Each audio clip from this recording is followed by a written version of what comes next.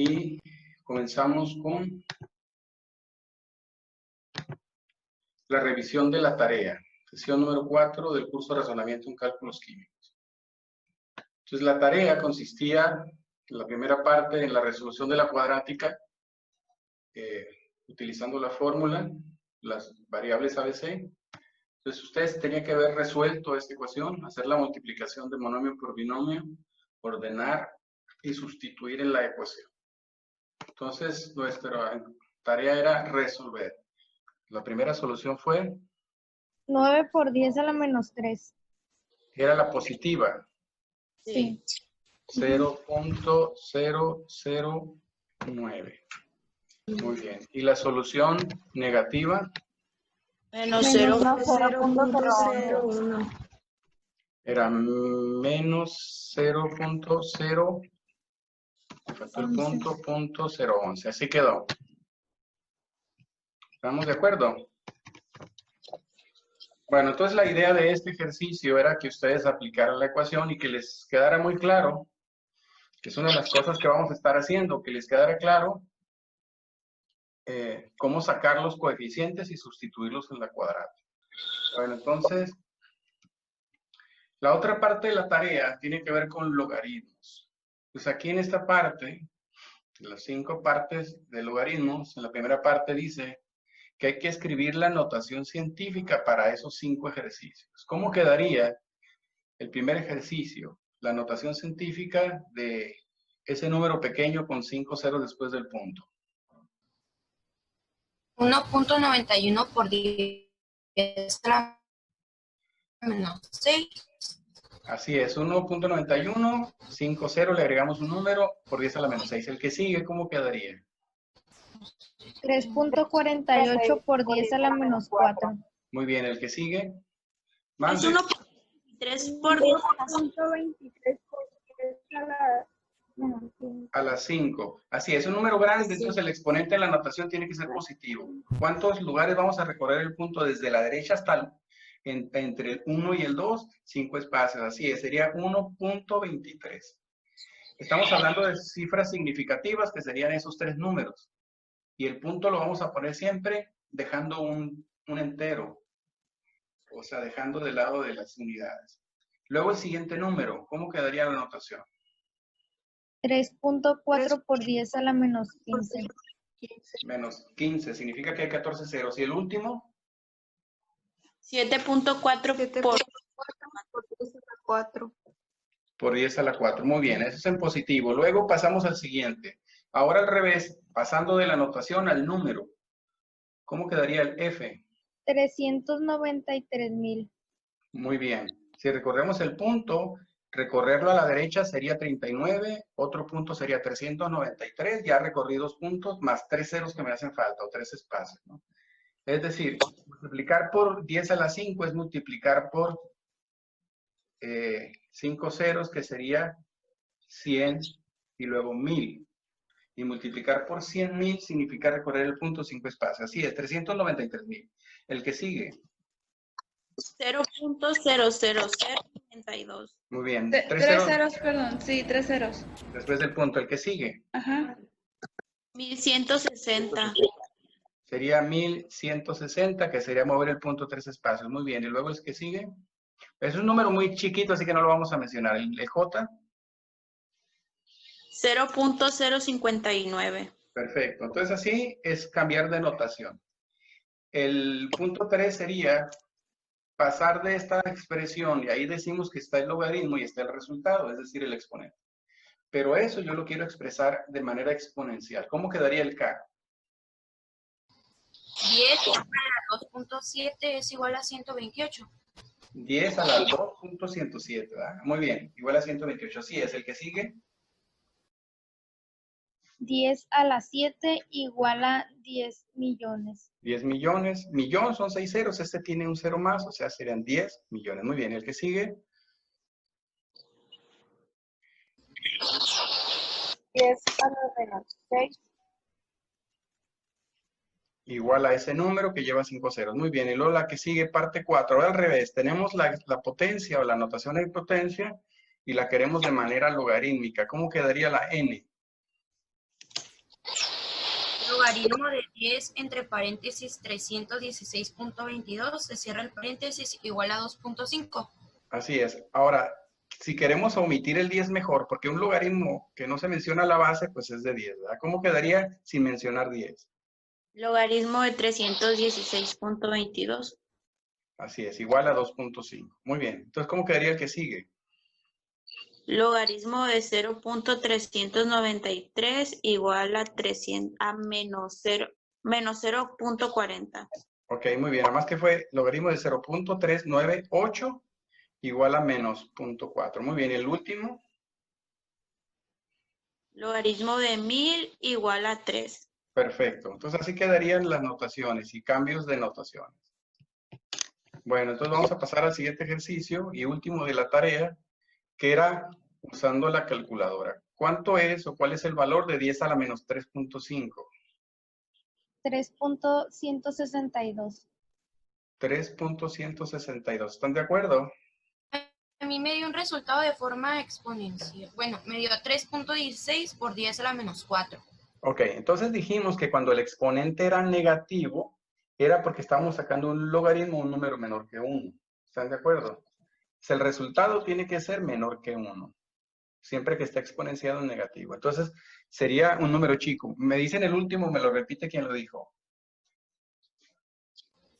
Yo dije que era 3.16 por 10 a la menos 4. Ok, ¿están de acuerdo? Sí. ¿Qué hay que hacer? Tomar la calculadora y poner 10 elevado a la menos 3.5. O 10 acento circunflejo menos 3.5. Luego el que sigue. Si le sacamos el logaritmo, pues hay que poner simplemente log y el número. ¿Cuánto da? Menos 23.4571. Menos 23. Sí. Ok. ¿Qué significa esto? Que estamos sacando un logaritmo, un número que es menor que 1, que es muy chiquito. No es negativo, es positivo, pero menor que 1 y por lo tanto va a ser negativo. Muy bien. El último, 10 a la menos 9.25. 5.62 por 10 a la menos 10. Ok, otra vez un número chiquito porque el exponente es negativo. Y el último, logaritmo de ese número también chico. Menos 8.1487. Perfecto, negativo porque es menor que 1. Si se da cuenta en estos ejercicios, estuve poniendo solamente negativos o valores pequeños, porque prácticamente es lo que nosotros vamos a manejar. Vamos a manejar números pequeños. Bueno, entonces algo de aquí simplemente para preguntarles dudas. Andrea Valenzuela, ¿dudas? No, ninguna. Ninguna. No. Nadie. Laura, Itzel. No, ninguna duda.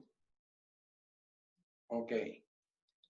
En este ejercicio, lo que voy a proponer es la aplicación del logaritmo. Pues una de las aplicaciones más importantes para nosotros es el pH. El pH está definido con una función logarítmica, solamente que a esa función logarítmica se le pone un menos. Dice, el pH es igual al menos log de la concentración de H+. Es la primera expresión que está ahí.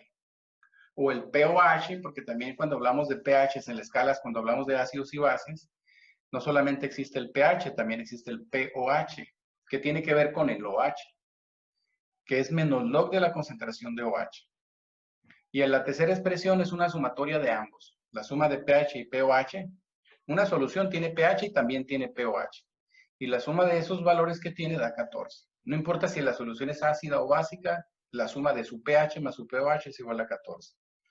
Bueno, en estas expresiones lo que tenemos es que aparece la simbología de concentración en corchete, y eso significa molaridad.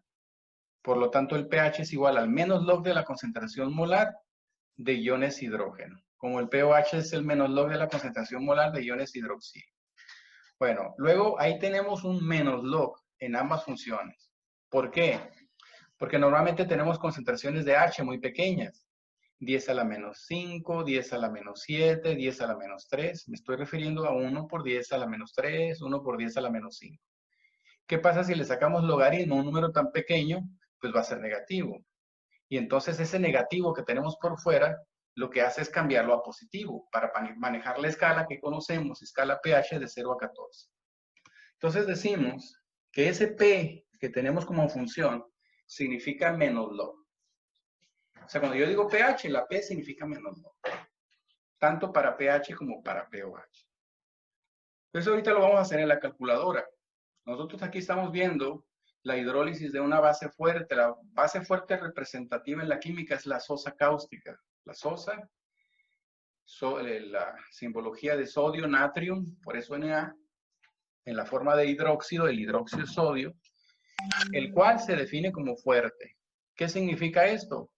Que esa especie y todas las especies que sean fuertes, ya sean electrolitos, sean ácidos o bases o lo que sean sales, se disocian al 100%.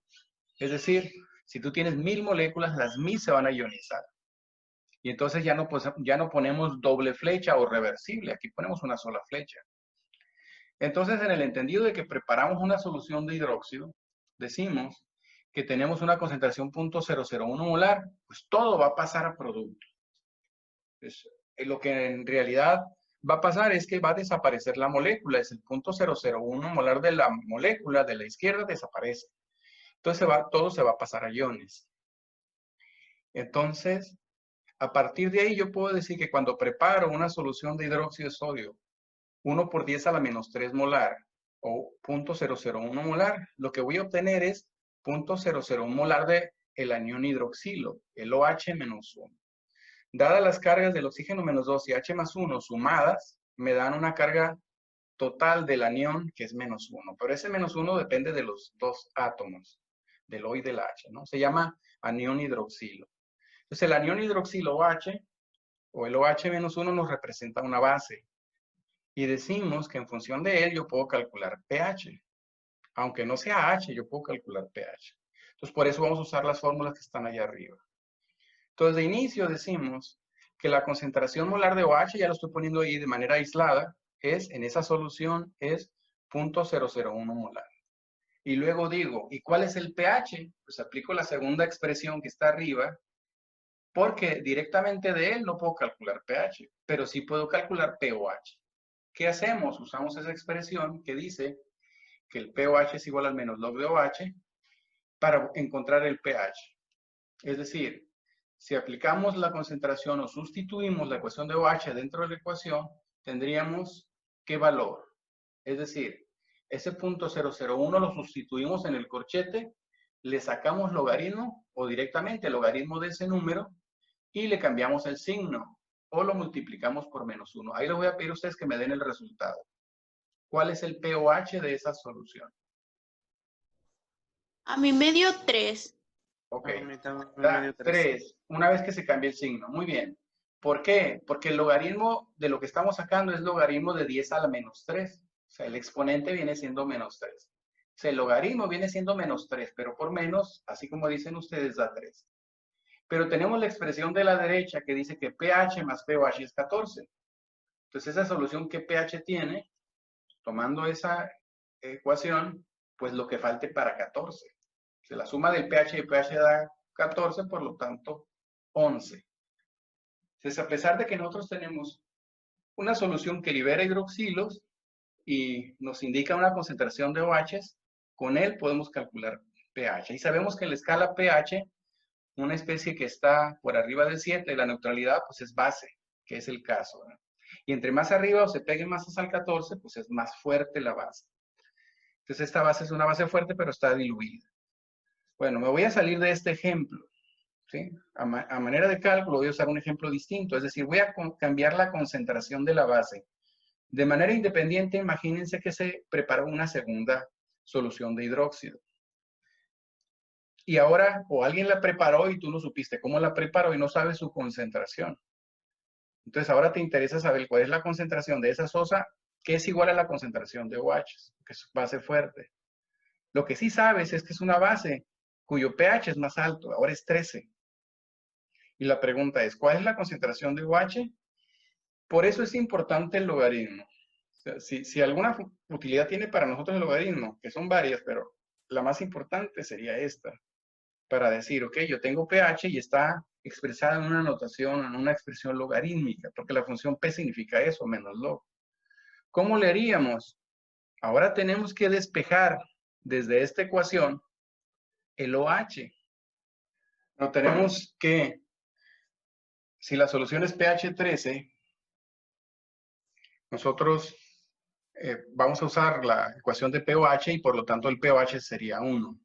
Bueno, para esto tenemos que despejar OH y el primer paso, partiendo de la fórmula que tiene el marco rojo, es cambiar los signos.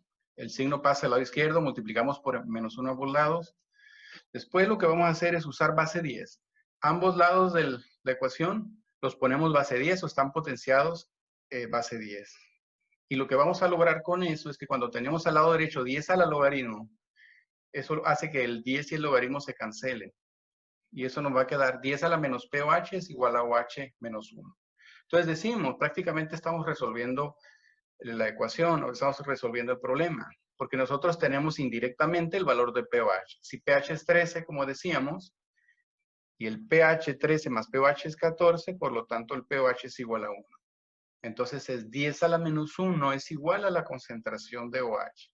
Dicho de otra manera, nuestra concentración molar de OH es 0.1. Bueno, entonces esa sería la utilidad del logaritmo. La más importante en la química sería esta. Entonces, ¿alguna pregunta? Ahora sí. ¿Alguna pregunta que haya? Ok, lo que voy a hacer ahorita es tratar de ilustrar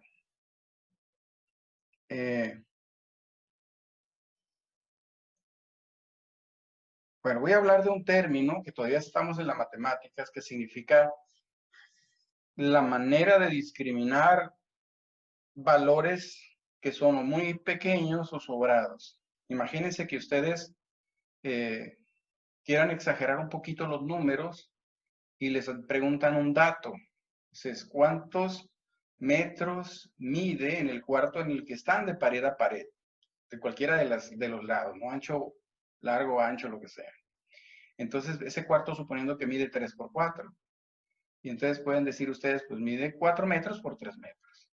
Pero sería muy exagerado que dijeran, mide 4.381654 metros por 3.0742 metros, ¿verdad? Que no tiene sentido. ¿A qué me refiero? A que no tiene sentido manejar números que no usamos.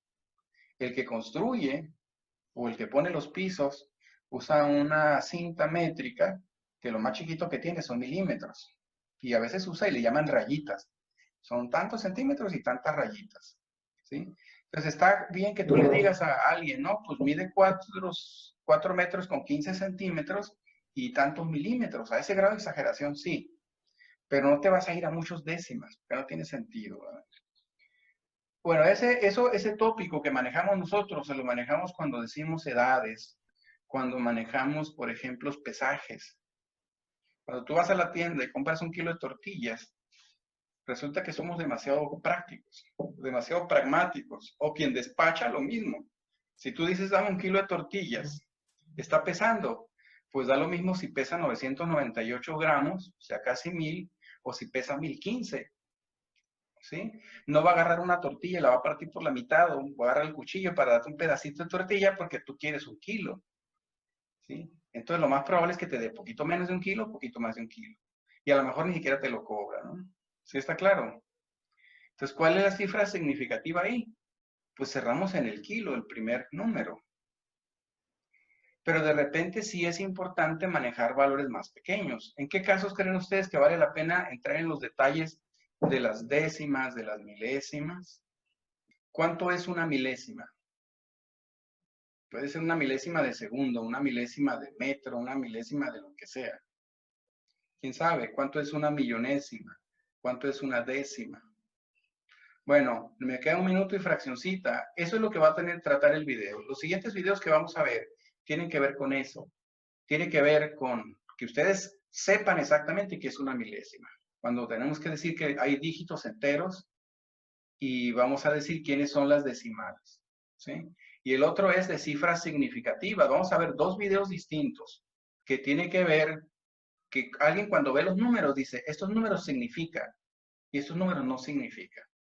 Simplemente porque para él tienen significado, ¿no? Le dan una cantidad y él dice, estos números son importantes y descarto. Esa es una visión. Y la otra es en función de cómo se midieron los datos. Y ahí en la cuestión analítica eso es clave. ¿Se han fijado que cuando compran ya ahora en las máquinas, en la mayoría de las carnicerías, compran queso, compran carne, les hacen el corte de lo que sea, lo embolsan y luego después por ahí hay una báscula que ya trae el escáner, ya trae la impresión de etiqueta y lo que ustedes pidieron dice medio kilo, pues aquí tengo, me pasé 560 gramos, ¿sí? Y le dicen, ¿lo quiere así o le quito? Y como uno trae más o menos para comprar eso, pues déjalo, la mayoría de la gente lo dice, ¿no? Pero ahí no te van a regalar los 60 gramos, porque la báscula va a registrar exactamente el peso y te va a cobrar lo que sea. Entonces te va a decir, son 0.565 kilos, un poquito más de medio kilo, y te van a dar el precio. ¿Sí se han fijado en eso? ¿Sí? Si el kilo vale de queso, por ejemplo, un queso, no sé cuánto estará valiendo, 140, 120, un queso Chihuahua, entonces dices, tú dame medio kilo y se pasa. Bueno, si vale 140, pues no te van a cobrar la mitad, 70, te van a cobrar lo que pesa. Es decir, es importante para que venda o no perder, ¿sí? Entonces ahí importa cuánto. La báscula depende de la sensibilidad de la báscula, de la exactitud de la báscula. Si la báscula te dice en kilos 0.530, o todavía más, ese cero que te diga, 0.535, le está importando después del punto el 5, el 3 y el 5, ¿sí? Y eso te lo va a cobrar, porque esa es la sensibilidad. Entonces muchas veces las cifras tienen sentido o significancia en función de cómo se mide. Y eso sería lo más lógico. Bueno, entonces les voy a pasar esos videos continuos y la intención es que capten el mensaje y ahorita lo vamos a comentar. Números decimales son los que tienen una parte entera y una parte decimal, por eso se llaman decimales, ¿sí? Por ejemplo, el número 5,72 tiene una parte entera, siempre la parte entera es la que está a la izquierda de la coma, esta es la parte entera, y la parte que está a la derecha de la coma se llama la parte decimal. En pocas palabras, pues ya lo sabremos que un número decimal siempre tiene la coma, que indica que ahí hacia la derecha empiezan los números decimales. Entonces todos los números que tengan coma, el número 1,54, el número 0,3, el número 28,537, todos esos son números decimales. ¿Por qué? Porque tienen una parte entera y una parte decimal, que es la que está a la derecha de la coma, la parte decimal y la parte decimal. Acordémonos que la primera cifra entera se llama la cifra de las unidades, la siguiente sería la cifra de las decenas, la cifra de las centenas, y allá empiezan las unidades de mil, decenas de mil, centenas de mil. Hacia acá, hacia la derecha, entonces se llaman, siempre partimos de la coma, entonces de la coma hacia allá, unidades, decenas, centenas, unidades de mil, y de la coma hacia la derecha, entonces décimas, centésimas, milésimas. Por eso cuando uno está viendo algún juego en el que cronometran, a veces dicen el corredor llegó a los 10 segundos y 5 décimas, o a los 20 segundos y 3 décimas. ¿Sí? ¿Por qué se dice décimas? Porque solo está la cifra de las décimas. En cambio, por ejemplo, podemos decir llegó a los 10 segundos y 52. Entonces ya no serían décimas porque ya están escritas dos cifras, la de las décimas y las centésimas. Por eso este número se lee 10, o 10 segundos y 52 centésimas. ¿Sí?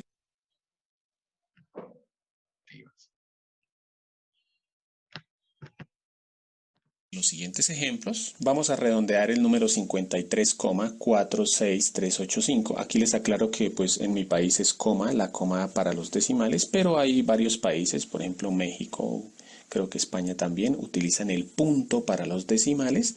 Entonces pues simplemente si en su país utilizan el punto, pues ustedes colocan punto acá, ¿no? Entonces aquí es el número decimal 53,46385. Vamos a aproximar este número a las unidades, décimas, centésimas y milésimas. Obviamente, primero debemos saber qué son las unidades, las décimas, centésimas y milésimas, Recordemos que en cualquier número voy a escribir este número por aquí abajo y vamos a recordar que la cifra de las unidades es esta, la que está antes de la coma. Esta se llama la cifra de las unidades. Y si miramos hacia la izquierda, pues ya serían decenas, centenas, unidades de mil. No nos interesa tanto para los decimales, sino solamente el de las unidades. Luego hacia acá, hacia la derecha de la coma o del punto, ya se empiezan a llamar décimas, centésimas, milésimas, 10 milésimas, 100 milésimas. Y lo otro que tenemos que aclarar es que siempre que vamos a cortar, miramos la cifra que esté después. Bueno, vamos a aproximar a las unidades. Entonces, si vamos a aproximar a las unidades, quiere decir todas las cifras que están después no las escriba. Entonces, ¿cuál es la cifra de las unidades? El 3. O sea que todas estas cifras no las escribimos. Entonces, yo escribo aquí, aproximo a las unidades y me queda el número 53. Pero aquí tengo que aclarar algo. Siempre que vamos a aproximar, no importa si es acá o acá o acá o a donde sea, ya ahorita lo vamos a aclarar un poco más.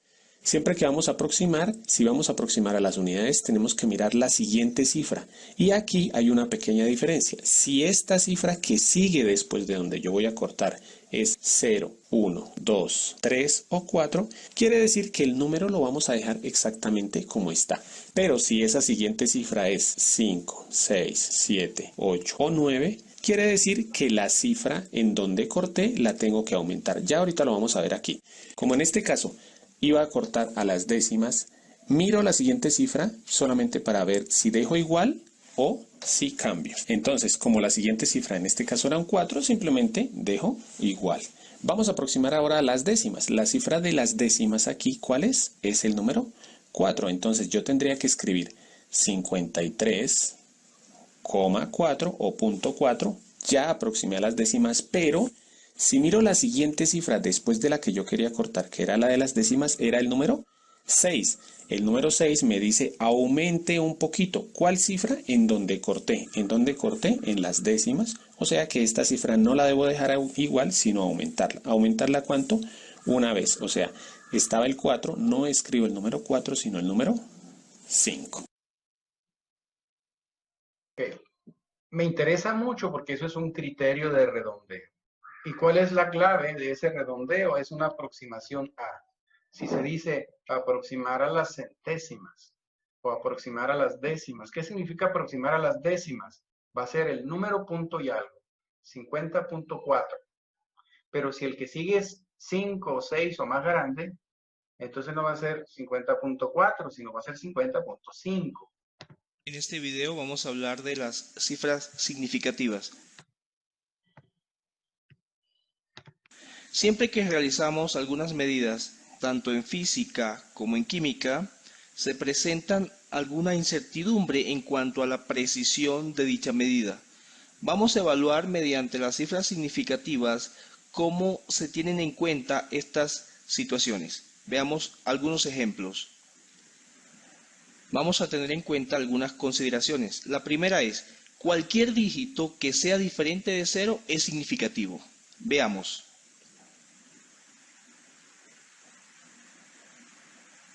El número 348 tiene 3 cifras significativas.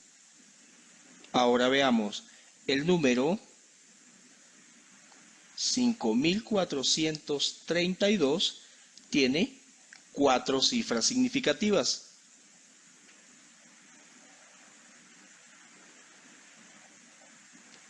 El número 97 tiene 2 cifras significativas. Ahora vamos a ver otra condición que debemos tener en cuenta. Veámoslo con el ejemplo 2.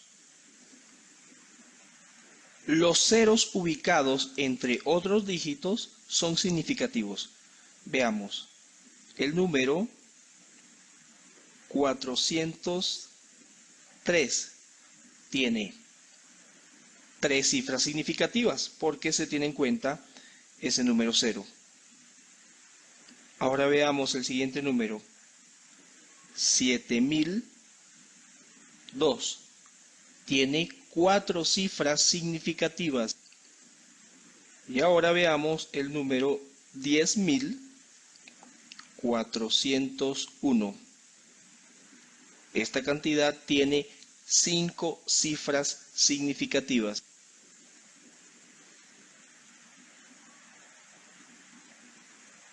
Ahora vamos a mirar la tercera condición con el tercer ejemplo.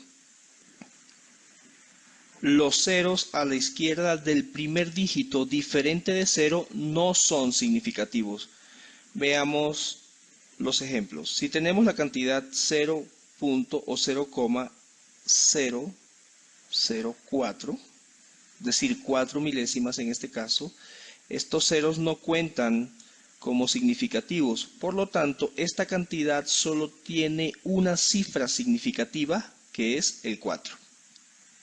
Veamos otra condición. Si tenemos la cantidad 0,0325, estos ceros no cuentan como significativo. Por lo tanto, esta cantidad tiene 3 cifras significativas, que son el 3, el 2 y el 5.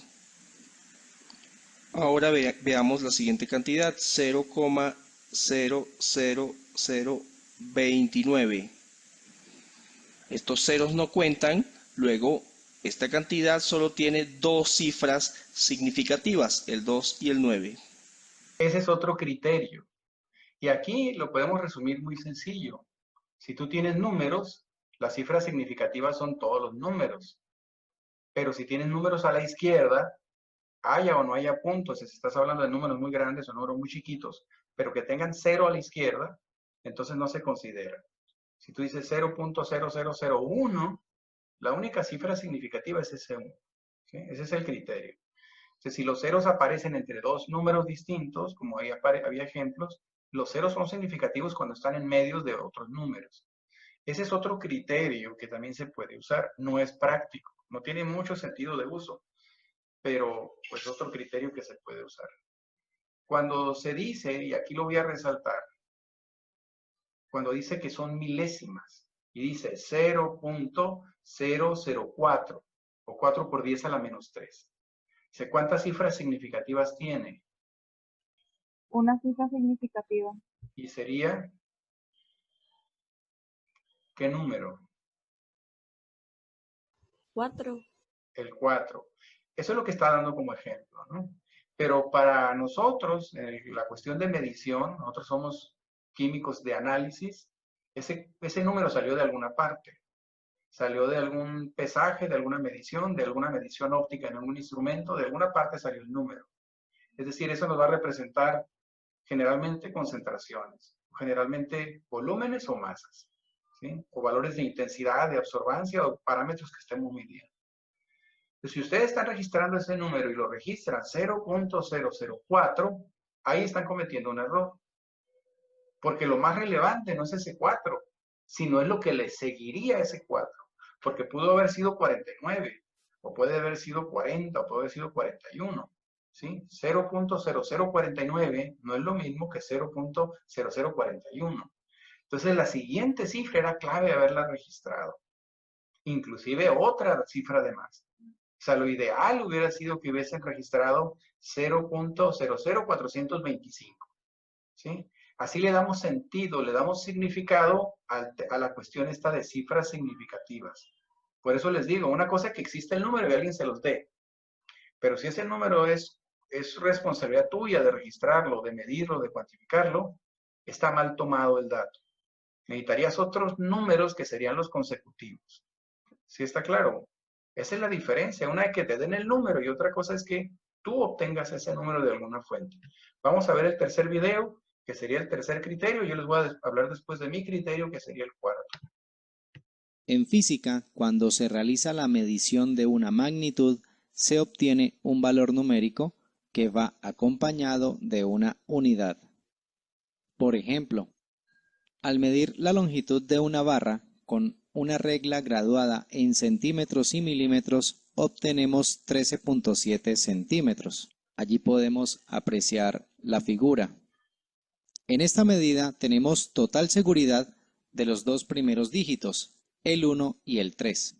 Sin embargo, puede haber un error en el último dígito, el 7. Esto se debe a que ninguna medición es totalmente precisa. En las mediciones siempre existe una incertidumbre que obedece a La limitada exactitud de todo instrumento utilizado para medir y lo difícil que resulta tomar la lectura más allá de la división más pequeña. En este caso, la regla utilizada tiene una exactitud de 0.1 centímetros, es decir, 1 milímetro, que es la división más pequeña que presenta este instrumento de medida. Por eso resulta conveniente escribir la longitud de la barra como 13.7 más o menos 0.1 centímetros. El más o menos 0.1 centímetros representa la incertidumbre de la medición, de manera que la longitud real de la barra seguramente estará entre 13.6 centímetros y 13.8 centímetros. Se llaman cifras significativas de una medida a la cantidad de dígitos conocidos con certeza, o sea, el número de dígitos seguros más el dígito dudoso. En el ejemplo anterior, donde la medida de la longitud de la barra es 13.7 centímetros, tenemos tres cifras significativas, dos dígitos seguros, el 1 y el 3, más uno dudoso, el 7.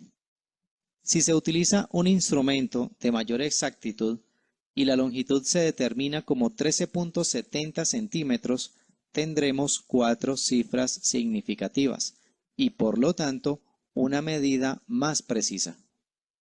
Para evitar confusiones al momento de determinar las cifras significativas del valor numérico de una medida, es recomendable usar la notación científica o notación en potencias de 10, teniendo en cuenta el nivel de confiabilidad del dato. Cuando las cantidades se expresan de esta forma, todos los dígitos que multiplican la potencia de 10 son significativos. Por ejemplo, si tenemos una distancia de 280 metros, al expresarla en notación científica nos queda como 2.8 por 10 a la 2 metros, y esto tiene dos cifras significativas. Vemos que el número que acompaña a la potencia de 10 tiene dos dígitos. Estos son los dígitos significativos. Si tenemos una masa de 120.0 kilogramos, expresada en notación científica nos queda como 1.20 por 10 a la 2 kilogramos, y esta cifra tiene tres dígitos significativos o tres cifras significativas. Son los tres dígitos del número que acompaña a la potencia de 10. Más ejemplos. Veamos el número 1.004.100. En notación científica nos queda 1.0041 por 10 a la 6. Este número tiene 5 cifras significativas. Vemos que el número que acompaña a la potencia de 10 tiene 5 dígitos. El número 0.00039, expresado en notación científica, nos queda 3.9 por 10 a la menos 4. Este número tiene dos cifras significativas. Vemos que la cantidad que acompaña a la potencia de 10 tiene dos dígitos. El número 25.84, expresado en notación científica, nos queda 2.584 por 10 a la 1. Este tiene cuatro cifras significativas. El número 0.0721, en notación científica, nos queda 7.21 por 10 a la menos 2. Esta cantidad tiene tres cifras significativas. Es muy importante no confundir el número de lugares decimales con el número de cifras significativas. Por ejemplo, el número 0.00039 tiene 5 lugares decimales y vemos que tiene dos cifras significativas. El número 25.84 tiene 2 lugares decimales y tiene 4 cifras significativas. Entonces es muy importante no confundir esos dos términos. ¿Qué es lo que nos está diciendo? En el cierre del video nos está diciendo que la notación científica nos sirve para rescatar las cifras significativas. Si tú tienes la notación científica, dice 5.20. Si te lo expresan como 5.20 por 10 a la menos 8, ese cero que está incluido en la notación, 5.20, te lo están poniendo porque significa o porque tiene una precisión o porque tiene una confiabilidad de su medición. Si no importara ese 5.20, ese 0, pues te ponen 5.2, ¿sí? Pero si lo ponen en la notación antes de la potencia, significa que es importante ese dígito. Entonces, si se fijaron en la tablita al final, ¿cuáles eran las cifras significativas? Eran los números que acompañaban a la potencia en la notación científica. A ver si les pregunto, ¿tienen dudas sobre esa tablita? Bueno, y la parte inicial del video también es muy interesante. Dice 13 centímetros y vemos que la barra rebasa 13. Por lo tanto, decimos que tenemos claridad o exactitud al medir los 13 centímetros. Pero lo dice los 7 milímetros y todavía a ese nivel decimos, pues sí, anda por 13.7. Pero no tendría sentido que alguien midiendo con esa regla dijera, mide 13.78. ¿Sí? No le alcanza su instrumento de medición para darnos una exactitud de las centésimas de unidad, ¿sí? Porque solamente puede medir con grado de error las décimas de unidad, que serían los milímetros. ¿Sí está claro? Bueno, esos serían los criterios. Yo les voy a poner un criterio todavía más práctico y eso lo voy a hacer desde el Paint. Voy a compartir pantalla y voy a abrir una mujer que anda en los 68 kilogramos, ¿sí? Puede ser que yo quiera expresar un número más y diga 68.7 kilogramos. Ups. ¿Tendrá sentido dar más decimales? A lo mejor no, es suficiente. Para muchos es suficiente decir 68, pero si exageramos un poquito en la báscula, dice 68.7 kilos. Entonces, ¿cuántas cifras significativas tengo para los diferentes criterios? 3. Los números que están, quito los ceros que están por ahí, que bueno, no los estoy poniendo. Pero vamos a suponer ahora que vamos a comprar, o sea, algún producto que tenga un costo, no sé, sean tortillas, sea queso, camarones, ¿no? Y a mí me interesa, en las mismas unidades de kilogramos, comprar una cantidad grande. Vamos a suponer que me interesa comprar 6 kilos, pero quiero 6.56 kilogramos. ¿Qué estoy haciendo ahí? De manejar las unidades y luego las decenas, el 60 del 68, ahora me estoy moviendo a la derecha, estoy cambiando el número. El número aquí no es importante que sea 6, que sea 5, lo que sea, ¿no? Lo que estoy diciendo es que en este número que estoy escribiendo, ya no estoy usando las decenas, sino estoy usando las unidades. En el ejemplo izquierdo tenía las décimas, pero ahora me estoy yendo a las centésimas, ¿sí? Sigo teniendo 3 cifras significativas. Y entonces dices tú, pues tiene sentido irme a los 5 kilos 360 gramos. Pero vamos a suponer que estoy pesando otra cosa, que quiero mucho menos y quiero menos del kilo. Yo hace rato les ponía el ejemplo de queso. Y quiero medio kilo, pero quien me registra en la báscula me dice son 545 gramos, que son los que me va a cobrar. Aquí como está con decimal, pues serían kilogramos. Esto es para mí lo que va a tener más sentido a la hora de escribir.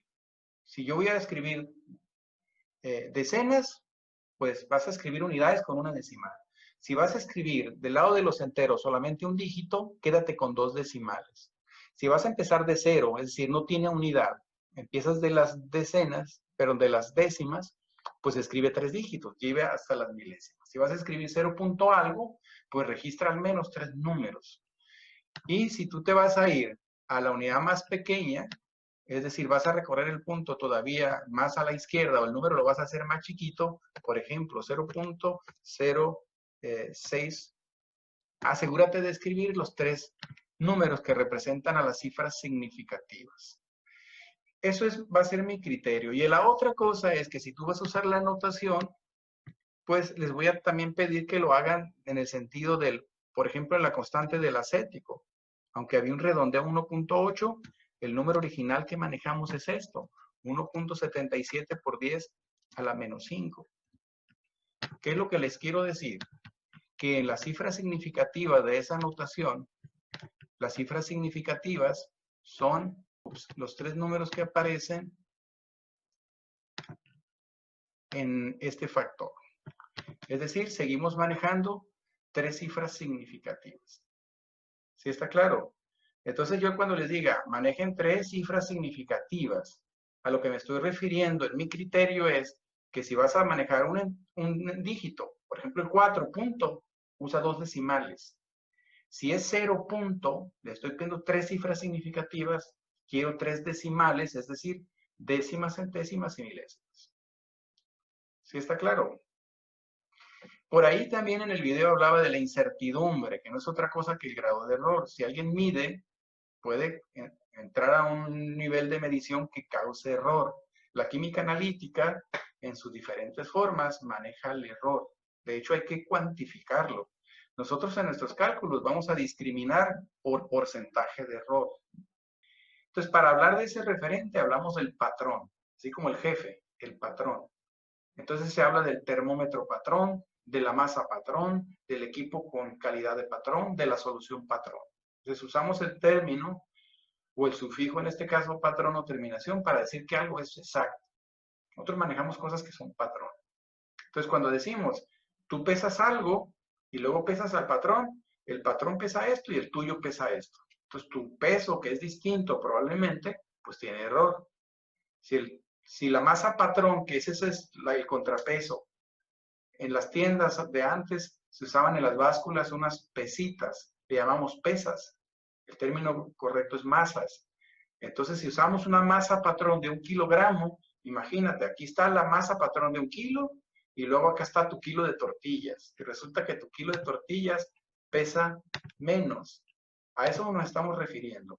Si nosotros consideramos como esa masa patrón exacta de 1 kilogramo, aunque nadie lo haya pesado, ¿no? Dices, yo quería 1 kilogramo y ese es mi valor referente. Ese es el exacto que yo quería. Y resulta que vas y lo compras y no es el kilo, porque eso lo confirmas usando una báscula patrón. Entonces, cuando vas con la báscula que sí es exacta, dice, no, lo que te vendieron son 970 gramos. ¿Cuál es el porcentaje de error? A ver, dígamelo, Patricia, si lo tienes. -3. -3. El error podemos considerarlo negativo si está por debajo, sí es, aunque a veces se toma como absoluto, ¿no? La diferencia que hay ahí se puede tomar como positiva. Pero decimos que es 3 el valor de error. Lucero, ¿cuánto tienes? Yosafat, a ver, ¿cuánto tienes?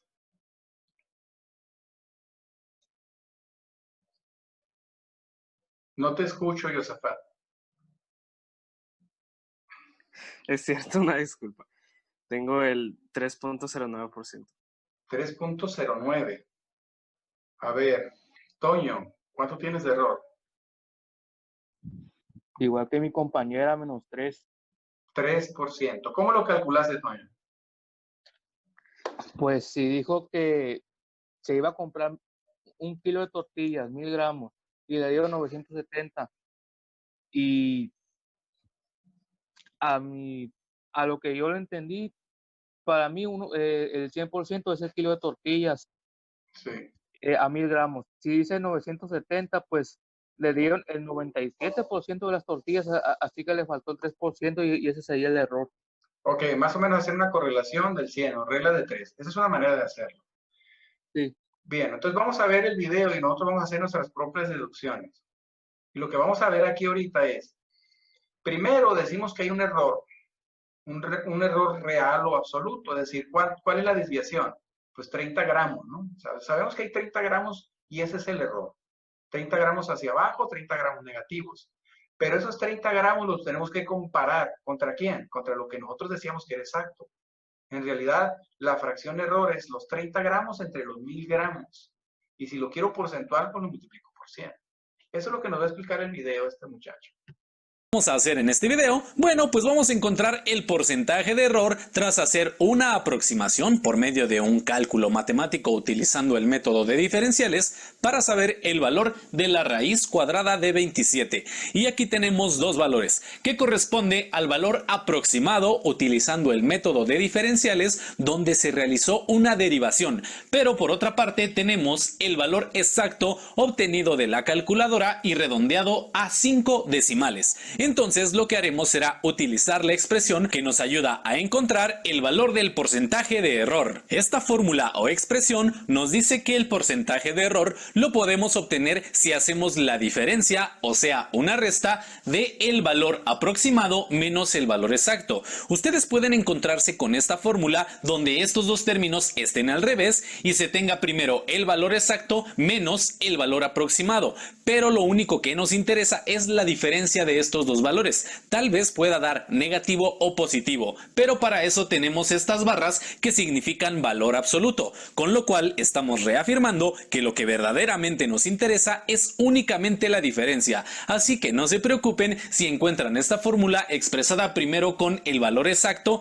menos el valor aproximado. Pero por otra parte tenemos dividiendo al valor exacto. A veces cuando se hacen cálculos experimentales, en lugar de tener valor aproximado y exacto, se tiene un valor teórico y un valor experimental, pero aplica de la misma manera. Pero eso no es todo. Dado que estamos encontrando el porcentaje de error, lo que haremos será multiplicar todo esto por 100. Y esto es lo que nos garantiza que el valor que encontramos va a ser el porcentaje de error.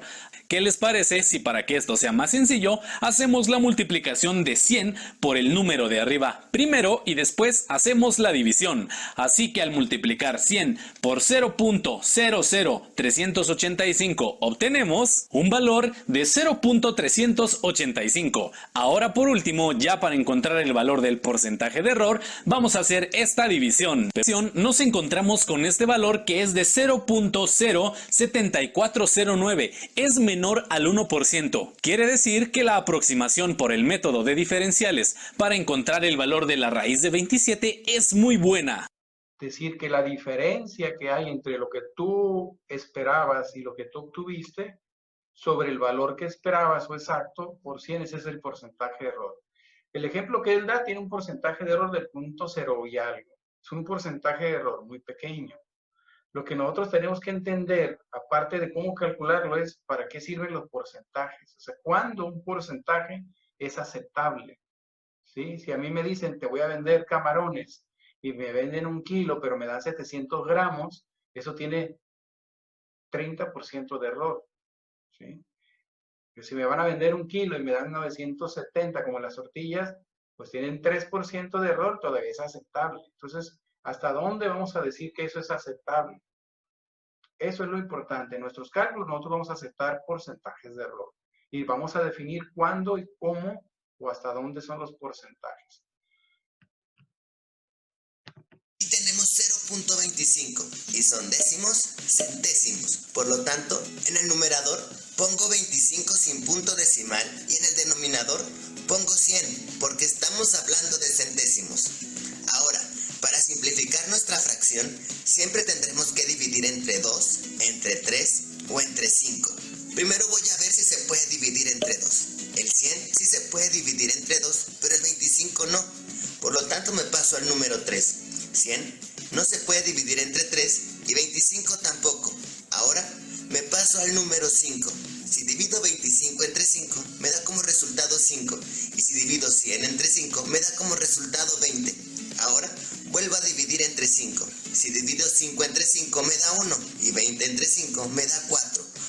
Por lo tanto, punto 25 es igual a cualquiera de estas. Dice, cuando tú tienes una fracción, ¿cuál era la fracción que empiezan haciendo, simplificando? 25 sobre 100. Ok, y al final quedó que 25 entre 100 es igual A 1/4. a 1/4. Muy bien. Aquí voy a explicar.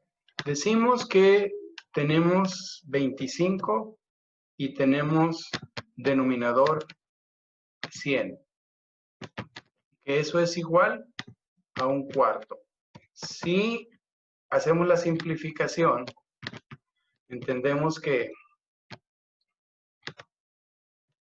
Es una equivalencia, o sea, si sacamos la quinta parte 25 y luego la otra quinta parte, o la fracción 25, es decir, si los dos los dividimos entre 25, pues el primero sería 25 entre 25, 1, y 100 entre 25 nos daría 4.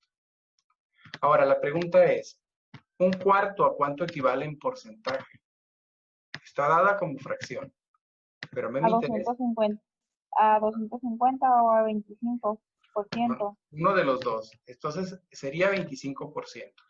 Esto que está aquí, lo podemos expresar como porcentaje. De hecho, a la izquierda nos dan la idea, porque está referente a 100. ¿De dónde salió ese originalmente? Lo tenían un numerito como las 25 centésimas, ¿se acuerdan? Así empieza el video. ¿Cómo representamos 25 centésimas? Pues 25 sobre 100. Porque lo que hace el 100 es recorrer el punto 2 lugares a la izquierda del 25.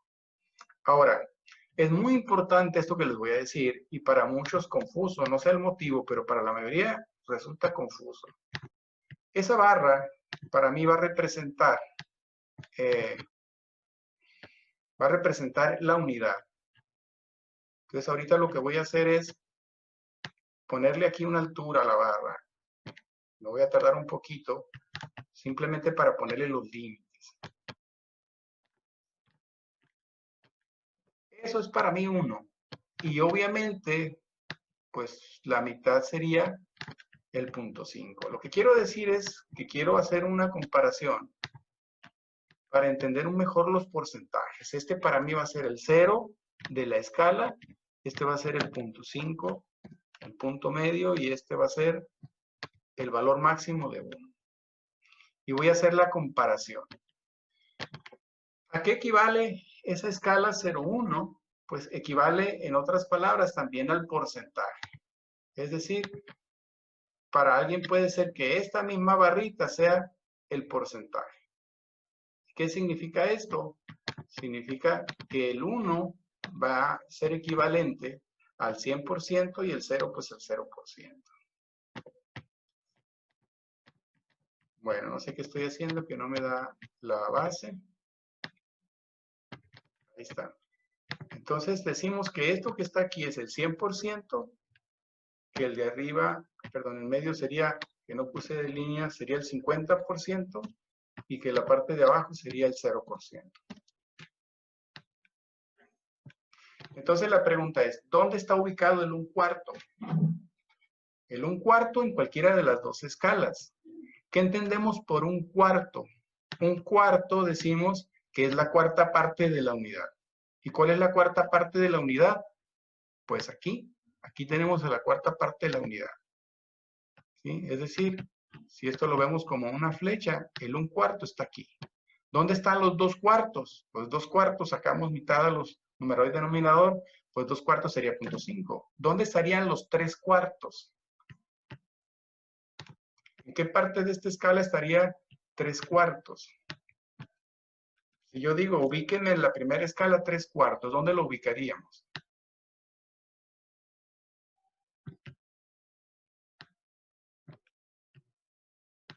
¿Dónde quedaría? Se ubicaría a la parte de arriba del 0.5 a la mitad. A la mitad, exactamente. Entonces, esta parte de aquí significa que número de la unidad en decimales. ¿Qué número lo voy a poner aquí en la escala? 0.75 o 0.75. 0.75. Muy bien. Eso es lo que tendríamos que decir. Si yo hablo en una escala de 0 a 1, tengo que entender que, así como está expresado aquí, es en décimas y centésimas de 0 a 1, donde lo que estoy escribiendo aquí es 0.25, que estamos en la cuarta parte. ¿Por qué decimos que es la cuarta parte? Porque 4 veces eso me da el 1. 0.25 más 0.25 más 0.25 más 0.25. Entonces, lo que ustedes tienen que entender es, y voy a borrar esto, es que 0.25 lo podemos escribir como fracción. ¿A cuánto equivale 0.25? A 1/4. Eso es igual a 0.25. Y el 0.5 sería como fracción ¿Cuánto? 1/2. 1/2. Eso es lo mismo, 1/2 que 0.5. ¿Cuánto es 0.75? 3/4. 3/4. Y después de aquí tenemos el entero. Ahora, esas son fracciones del lado izquierdo, pero tengo otras fracciones. ¿Qué significa cuando digo cuartos? Que parto en 4 partes. Por lo tanto, si parto en 4, pues en referente a la unidad, pues va a ser 0.25 cada cuarto. Pero ¿qué pasa si estuviéramos en el porcentaje? Si parto en 4 partes, el 100%, ¿a qué me estoy refiriendo? Es decir, me estoy yendo al otro lado. Si esta escala la parto en 4, un cuarto o 0.25, ¿a cuánto equivale de la escala? 25%. Eso es lo que tenemos que entender y obviamente no es otra cosa que el 0.25 que tengo a la izquierda multiplicado por 100. O si tengo 0.75 o 3/4, en realidad me representa 3/4 partes multiplicado por 100, pues eso equivaldría al 75%. ¿Sí está claro? Pero les digo, las fracciones no son solamente cuartos. Pues yo puedo tener también quintos. Si yo digo tengo un quinto, ¿dónde ubico el 1/5 de la escala izquierda y por consecuencia de la escala derecha? ¿Dónde se ubica?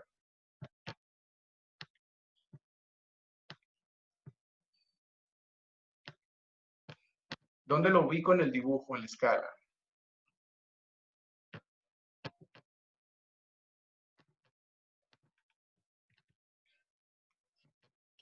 Abajo de un cuarto.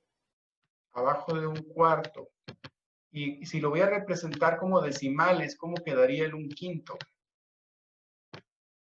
1/5 va a ser 20. igual 0.2. 0.2. Así es. Con que diga 0.2, pues el 0 sale sobrando, ¿verdad? Eso es lo que ustedes tienen que saber. Obviamente la calculadora te lo va a decir, ¿sí? Pero 1/5 es 1/5 parte del entero. ¿Qué significa? Que ahora no vas a partir en 4 partes, sino en 5 partes. ¿Qué significa? Que si tú separas en 5 partes, tendrías 0.2 más 0.2, y eso lo vamos a sumar 5 veces, pues obviamente eso te da 1. Y eso es lo que estoy indicando ahorita. Si nosotros tenemos, estoy intentando hacerlo más pequeño, si tenemos 0.2, 0.2, 0.2, 0.2, entonces tenemos que entender que la suma de esos 5 veces 0.2 es 1. Es decir, cuando yo digo 0.2 o digo 1/5, me estoy refiriendo a la quinta parte del entero. Y la quinta parte del entero, pues es 0.2. O me estoy refiriendo a la quinta parte de 100%. ¿Y cuánto es la quinta parte del 100%? Que es la que iría del lado izquierdo. La que iría aquí sería pues 0.2 multiplicado por 100 y eso me daría el 20%. Bueno, espero que estén captando lo que estoy diciendo. Para mucha gente eso es muy complicado. Generalmente manejamos tercios, manejamos medios, manejamos cuartos, manejamos quintos. Entonces tú tienes que saber eso.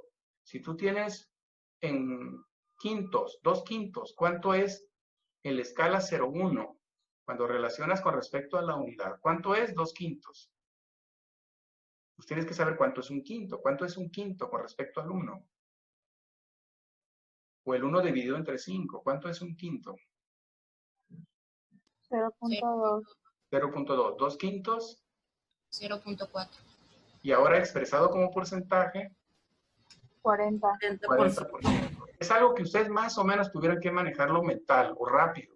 Es decir, saber que 2/5, si cada quinto es 0.2, pues 2/5 son 0.4 por 100 serían 40%. ¿Cuántos serían sextos? 5 sextos. No sería tan fácil si no sabes lo que es una sexta parte de 1 o una sexta parte de 100, pero para eso está la calculadora. ¿Cuántos son 5 sextos? Va a estar muy pegado al 1. 0.83.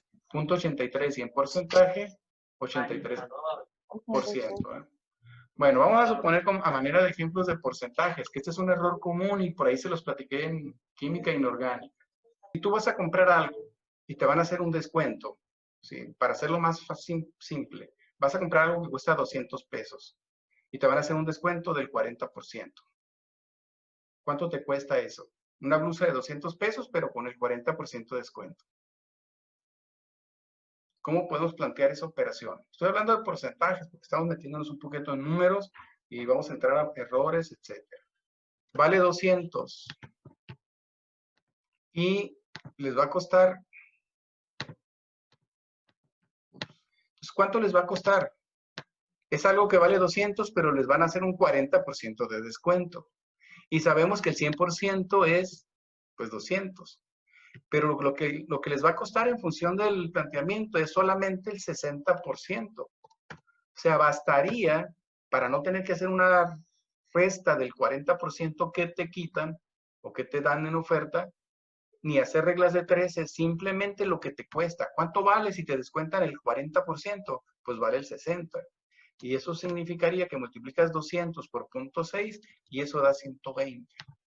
¿Sí? Ustedes tienen que manejar los porcentajes a esos niveles. ¿Te lo quitan o te lo van a cobrar? Pues preocúpate por la fracción que te cobran. Descarta el porcentaje de la operación. No sé si me estoy explicando. ¿Sí? Ese es un cálculo más directo.